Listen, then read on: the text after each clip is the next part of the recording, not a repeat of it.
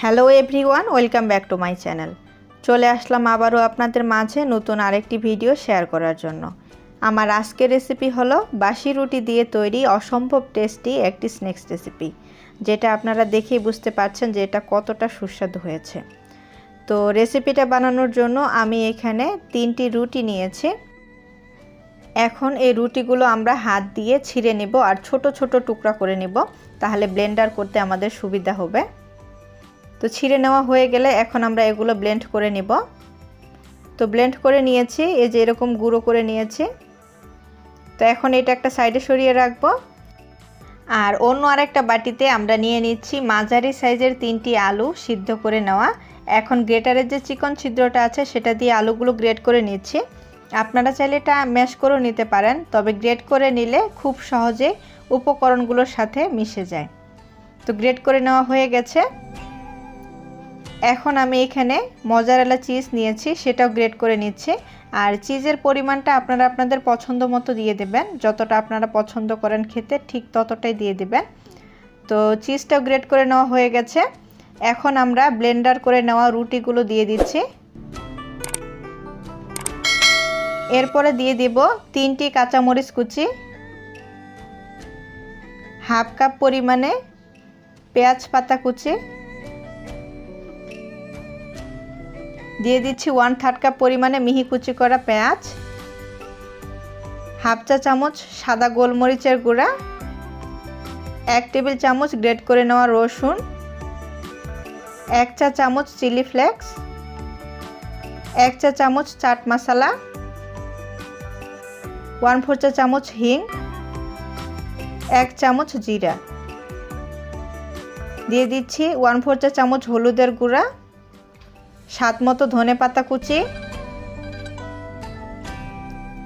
2 table চামচ পরিমাণে cornflour, সবশেষে দিয়ে দিলাম স্বাদ মতো লবণ।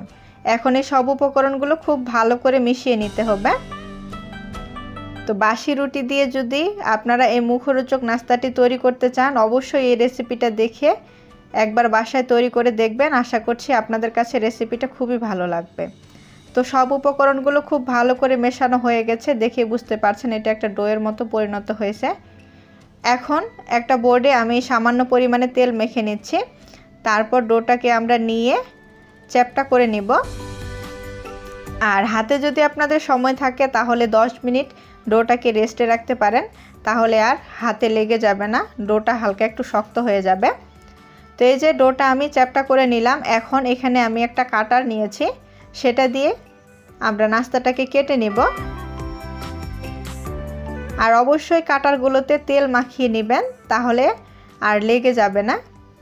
তো এই যে আমি একটা কেটে নিলাম। তো আপনারা চাইলে নাস্তাগুলোকে এভাবেই তৈরি করে নিতে পারেন। তো আমি এটাকে ডোনাটের শেপ দিয়ে দিব। তো ডোনাটের শেপ দেওয়ার কারণে আমি এখানে আরেকটা ছোট কাটা নিয়ে নিব। তো সেই কাটারটা দিয়ে আমি মাঝখানে আবারও কেটে নিচ্ছি। তো এইভাবে খুব আলতো হাতে আমরা এটাকে চেপে বের করে নিব। তো এই যে দেখুন আমি একটা তৈরি করে নিলাম। আর সাইডের অংশগুলো যদি এবড়ো থেবড়ো হয় তাহলে হাত দিয়ে হালকা একটু সমান করে দিবেন, তাহলে দেখবেন যে শেপটা অনেক সুন্দর এসেছে। তো এইভাবে এখন আমি সবগুলো ডোনাটস তৈরি করে নিব। তো এই যে দেখুন আবারও একটা তৈরি করে নিলাম। তো সবগুলো ডোনাটস তৈরি করে নেওয়া হয়ে গেলে অন্য আরেকটা বাটিতে আমি 2টি ডিম নিয়ে নিচ্ছি। ডিমগুলো নেওয়ার পরে এখানে আমরা সামান্য পরিমাণে লবণ দিয়ে দিব। তারপর একটা কাঁটা চামচ দিয়ে খুব ভালো করে ডিমটাকে ফেটিয়ে নিচ্ছি। তো ডিমটা ফেটানো হয়ে গেল। এখন আমরা যে ডোনাটসগুলো তৈরি করে রেখেছিলাম সেখান থেকে 1 পিস ডোনাট নিয়ে ডিমের গলায় খুব ভালো করে ডুবিয়ে নিচ্ছি। তারপর আমরা এটাকে ব্রেড ক্রাম্বসে কোট করে নিব। তো ব্রেড ক্রাম্বসে কোট করে নেওয়া হয়ে গেলে তারপরে এটা আমরা ডুবো তেলে ভেজে নেব। একটা কড়াইতে আমি পর্যাপ্ত পরিমাণে তেল গরম করে নিয়েছি। তারপর ডোনাটসগুলো দিয়ে দিচ্ছি। এখন মাঝারি আঁচে 2 পাশে যতক্ষণ না লালচে কালার হয় ততক্ষণ আমরা ভেজে নেব। এই ডোনাটসগুলো খেতে এতটাই সুস্বাদু যে কেউ বুঝতে পারবে না আপনারা বাসি রুটি দিয়ে তৈরি করেছেন, যদি আপনি তাকে না বলেন। তো অবশ্যই একবার বাসায় তৈরি করে দেখতে পারেন। আশা করছি আপনাদের বাসার ছোট থেকে বড় সবাই খুবই পছন্দ করবে। তো এই যে আমার ডোনাটসগুলো দুই পাশে লালচে কালার হয়ে গেছে। আমি এখন একটা ছাঁকনি দিয়ে ডোনাটসগুলো তুলে নিচ্ছি। আর অবশ্যই টমেটো কেচাপ আর টমেটো সস দিয়ে ডোনাটসগুলো পরিবেশন করবেন, তাহলে খেতে ভীষণই টেস্টি লাগবে।